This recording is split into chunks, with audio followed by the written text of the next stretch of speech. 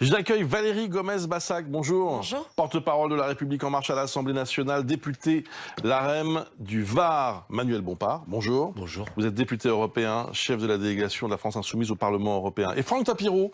Bonjour. Bonjour, vous êtes communicant, président de l'agence Hémisphère Droit. Je me tourne vers vous, Franck, pour commencer, parce que j'ai besoin de vos lumières pour comprendre ce qui se passe. On regarde ensemble 4 déclarations, normalement de gens qui travaillent ensemble. Oui. Regardons ensemble très vite, vous allez voir, c'est très clair. Emmanuel Macron, lundi, il faut tenir encore quelques semaines.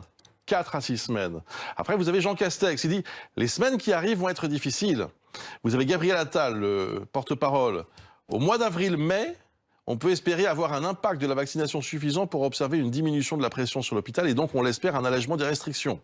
On est passé de 6 semaines à mai. Et enfin, Olivier Véran, hélas, sur les 4 à 6 prochaines semaines, il ne faut pas compter sur le fait qu'on réduise les mesures. Nous espérons ne pas aller au-delà. On espère retrouver plus de liberté d'ici 4 à 6 semaines. Bon, je peux dire que je pinaille un peu, mais enfin, reconnaissons quand même que la com', c'est pas tout à fait ça. Alors, je vais essayer de faire le traducteur ou le décodeur de ces éléments de langage qui ont l'air complètement décalés, mais qui ne le sont pas finalement. Il faut juste les prendre dans leur sens. Quand le chef de l'État a annoncé de 4 à 6 semaines, c'est en fait, et c'est vrai qu'on va tellement vite dans la lecture de l'information, parfois dans son analyse, pour annoncer la fin de la période de vaccination des personnes dites fragiles, qui correspond à peu près dans 4 à 6 semaines. Pourquoi est-ce qu'il annonce ça? Parce que depuis le démarrage de, toute façon, de cette pandémie, il a bien dit que par pragmatisme, les décisions politiques n'étaient pas que dictées par la politique, mais par aussi, bien entendu, des experts scientifiques, et qu'il fallait, à l'aune de ces résultats, à l'aune de l'évolution de la maladie, donner une décision politique qui soit la plus en phase avec la réalité du pays. Sauf que la réalité, elle évolue. Pourquoi elle évolue? Parce qu'il y a une situation d'abord psychologique des jeunes qui est très compliquée.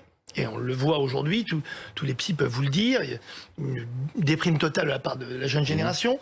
Deuxièmement, on arrive au bout, c'est vrai, de cette vaccination des personnes dites fragiles, avec les EHPAD et avec d'autres personnes qui ont une fragilité qui va leur permettre dans 4 à 6 semaines de pouvoir sortir de là. Donc on espère, encore une fois, c'est un message d'espérance. Quand on dit 4 à 6 semaines, c'est dans 4 à 6 semaines, il y aura une situation qui va peut-être donner un peu plus d'espoir pour pouvoir décider la séquence d'après.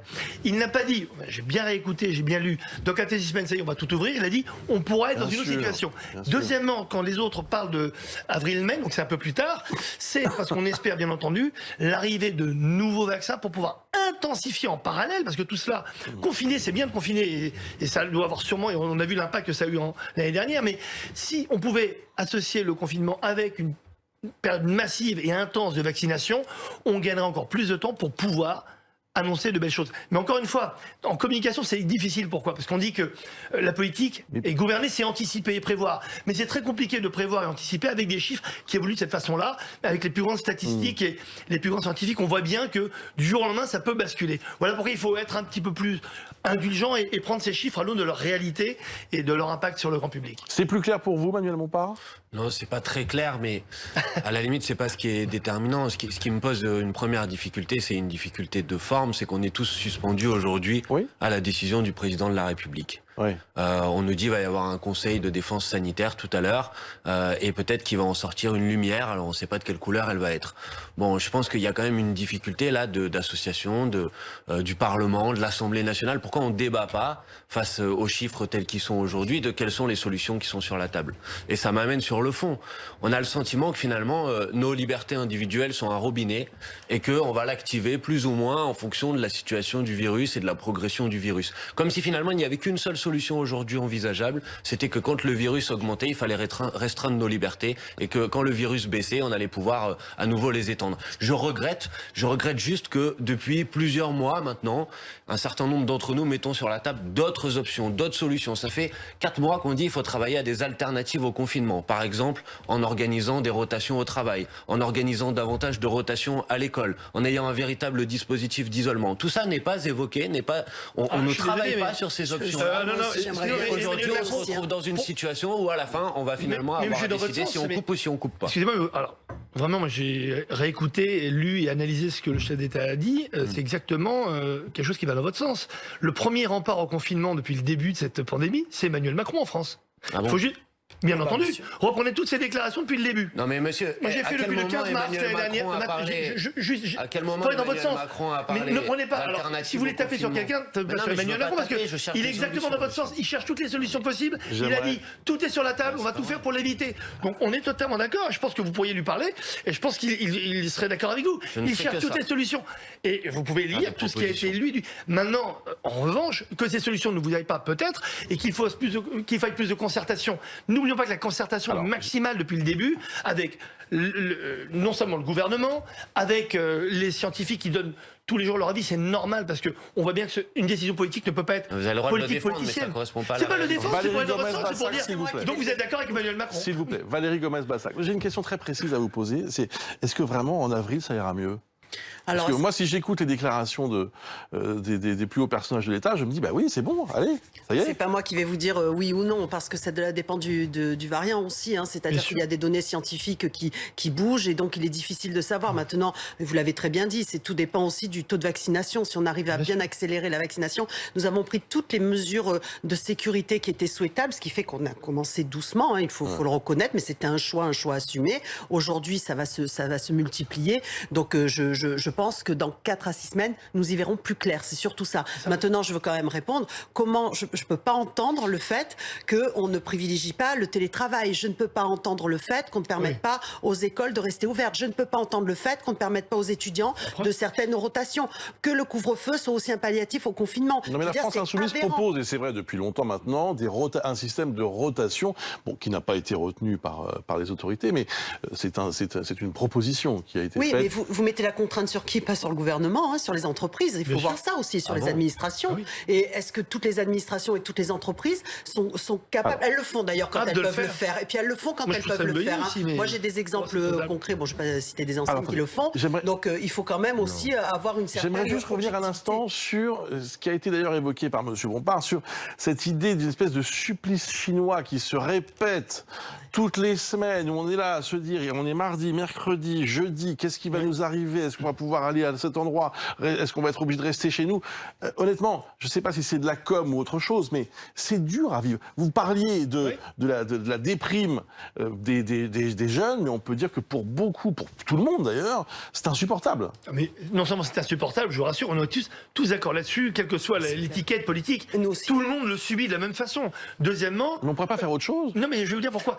Encore une fois, on dit que gouverner, c'est prévoir et anticiper. Là, pour une fois, c'est quand même extrêmement compliqué. Parce que prévoir, anticiper, ne serait-ce que d'une semaine à l'autre, on le voit bien que tout peut changer, tout peut basculer. Donc, encore une fois, je dis, à l'aune de cette réalité, on le voit depuis 1 an, c'est la réalité. On voit bien qu'en une semaine, en une journée, vous l'avez dit très bien, ça peut basculer.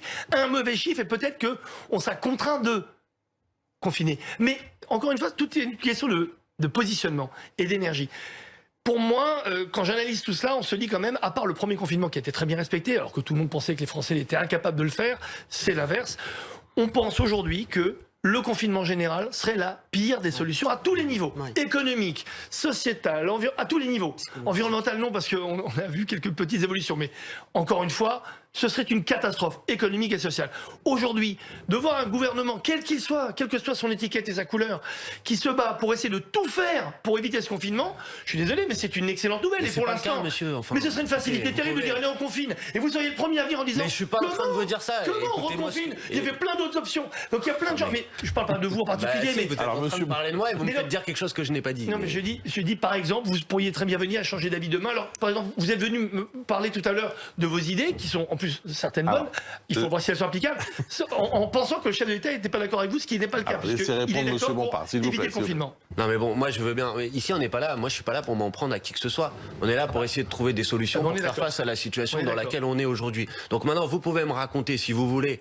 Je m'adresse à vous deux. Vous pouvez me raconter si vous voulez que tout a été fait pour faire en sorte qu'on n'ait pas besoin d'aller vers des solutions de confinement, mais c'est pas mon point de vue parce que je considère qu'il y a beaucoup d'options qui n'ont pas été évoquées et travaillées. travailler. Et vous pouvez dire ça évolue chaque semaine, c'est vrai, mais il y a un certain nombre de propositions, reconnaissez-moi au moins ce mérite, que nous faisons depuis plusieurs semaines et qui n'ont pas été entendues. Donc vous pouvez dire les entreprises, elles font ce qu'elles veulent, on peut pas faire en sorte d'organiser différemment la société, c'est pas mon point de vue. Vous pouvez dire à l'école, les protocoles sanitaires sont parfaits et bien respectés, vous avez le droit de le dire, sauf que c'est pas ce qui correspond à la réalité aujourd'hui. Vous pouvez dire il y a un vrai dispositif d'isolement qui a été travaillé depuis 1 an dans ce pays, qui est parfait, etc. Sauf que personne ne pense ça dans le pays. Donc voilà, si vous voulez, vous pouvez dire ça. Mais tout n'a pas été fait pour faire en sorte qu'on n'ait pas besoin de confiner. C'est pas vrai. C'est pas la peine d'hurler. Personne ne dit que c'est parfait. Personne ne dit que c'est parfait. On dit simplement qu'on essaie d'adapter des solutions à une situation qui est grave. Vous pouvez regarder dans tous les États, chacun adapte au fur et à mesure. Il y aura du bon en Italie, il y aura du moins bon ailleurs,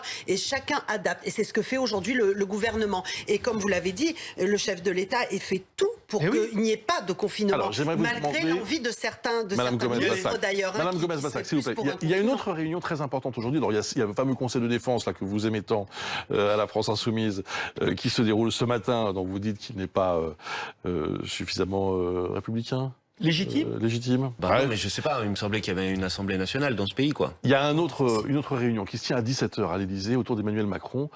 Et là, c'est très intéressant sur la vie d'après. Comment va s'organiser la sortie de cette crise? Bon, alors quand, ça, on n'en sait rien, mais le fameux pass sanitaire, pour préparer la réouverture des restos, mais aussi des cinémas, par exemple, ou de tout ce qui aujourd'hui est fermé par restriction sanitaire. Alors, Madame Gomez-Bassac, on a raison de s'en préoccuper maintenant de ça. Et qu'est-ce qu'on va faire? Oui, je pense que c'est essentiel. Déjà, c'est essentiel en termes d'espoir. Ça prouve qu'il y aura un après et qu'on va tous se sortir ensemble de cette crise sanitaire. C'est important aussi parce qu'il faut absolument que tous les acteurs participent à ce après, c'est-à-dire aux protocoles qui seront encore mis en place parce que tout ne va pas être libéré du jour au lendemain. Et il faut absolument que l'on rebondisse vite au niveau économique et social parce que vous l'avez dit, c'est dramatique, ça a des conséquences qui sont graves sur tous les citoyens. Et donc oui, il faut en parallèle absolument avancer sur cette thématique-là. Mais de quelle façon, passe sanitaire, est-ce que ça vous inquiète d'ailleurs, Monsieur Bompard? D'abord, moi, je vais dire que oui, c'est nécessaire de travailler à l'après. Bien sûr, parce qu'on peut pas. Moi, je suis cohérent. Vous voyez, je peux pas dire à la fois, je trouve qu'il n'y a pas eu suffisamment d'anticipation dans la gestion par le gouvernement de la crise sanitaire, et reprocher qu'on commence à essayer d'imaginer qu'est-ce qui va se passer dans 2-3 mois. Je trouve que c'est nécessaire de le faire. Maintenant, la question, effectivement, c'est qu'est-ce qu'on va faire après. C'est ça qui peut soumettre du débat.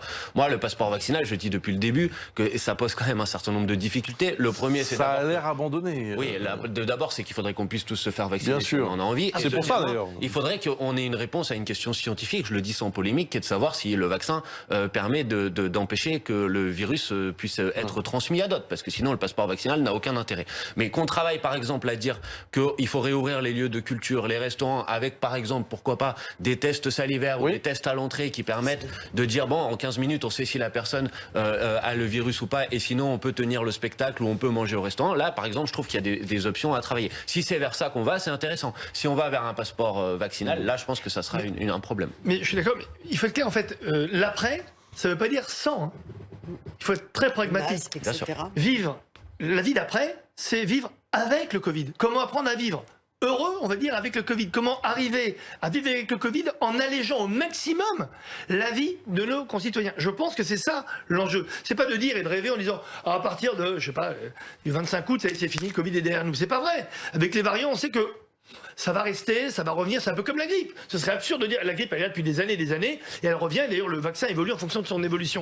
Je pense qu'il faut apprendre à vivre avec le Covid, mais en revanche ne pas en faire une gravité comme celle qui se passe aujourd'hui, puisque c'est la une de tous les journaux depuis 1 an, et c'est dans la tête de nos concitoyens et dans le monde entier, dès le réveil le matin. Je pense qu'il va falloir s'y habituer, donc le mettre un peu en arrière du cerveau, et organiser autour plein de mesures comme, alors vous avez raison, un passeport voudrait dire que, s'il y a un passeport, c'est-à-dire que 100% des Français puissent avoir le droit de se vacciner ou non, ou de refuser de se vacciner, pour que ce passeport existe. Maintenant, il y a peut-être des passes, comme a été fait en Israël, par exemple, qui permet à des gens de rentrer dans des restos avec leur passe, d'aller dans certains endroits publics, d'aller même peut-être rouvrir des événements culturels. Vous qui êtes le spécialiste de la com là, sur ce plateau, vous ne trouvez pas que le gouvernement devrait mettre en avant ce travail-là, plutôt que de faire une conférence de presse ultra anxiogène tous les jeudis, et de mettre tout le monde dans un état de déprime absolue? Pourquoi est-ce que ces sujets-là ne sont pas plus mis en avant? Je vais vous dire, en fait, pourquoi? Parce que il y a rien de pire quand on veut créer de l'espérance que de créer de faux espoirs aussi. Tout est une question de timing. Si on commence à parler, oui, de la vie d'après, avec le Covid, mais on va le vivre de telle ou telle façon, et qu'on se prend un reconfinement pour une raison sanitaire grave, vous imaginez la collusion? Bah oui, mais bon. Ce serait terrible. Donc je pense que c'est une question de timing. Aussi, hein, bien sûr, de risque de relâchement. Et encore une fois, il faut annoncer. Donner de l'espoir ne veut pas dire aussi donner de fausses bonnes nouvelles. Donc c'est, en termes de communication politique, vraiment, là on est dans l'essence même du passeport pour l'action politique. Et je pense qu'au bout du compte, par rapport à ce que va devenir la politique derrière, je pense que là il y a un enjeu terrible. C'est recréer de la confiance sur l'action politique. Ce qui est vraiment engagé depuis des années, on le sait, il y a une défiance terrible. Je pense qu'au contraire, grâce à cette crise, c'est une opportunité formidable pour tous les politiques, quels qu'ils soient, de recréer de la confiance en l'action politique. On verra si ce pass sanitaire, si là aussi on s'habitue rapidement à ce pass sanitaire, quelle que soit sa forme, qu'il soit sur notre smartphone ou avec une autre forme. En tout cas, en effet, c'est ce qui se profile pour la fin du printemps. Merci beaucoup à tous les trois. Dans quelques instants, on se retrouve avec Emmanuel Hirsch, mon invité, professeur d'éthique médicale, auteur du livre Une démocratie confinée. On va évoquer avec lui justement la vie d'après à nouveau.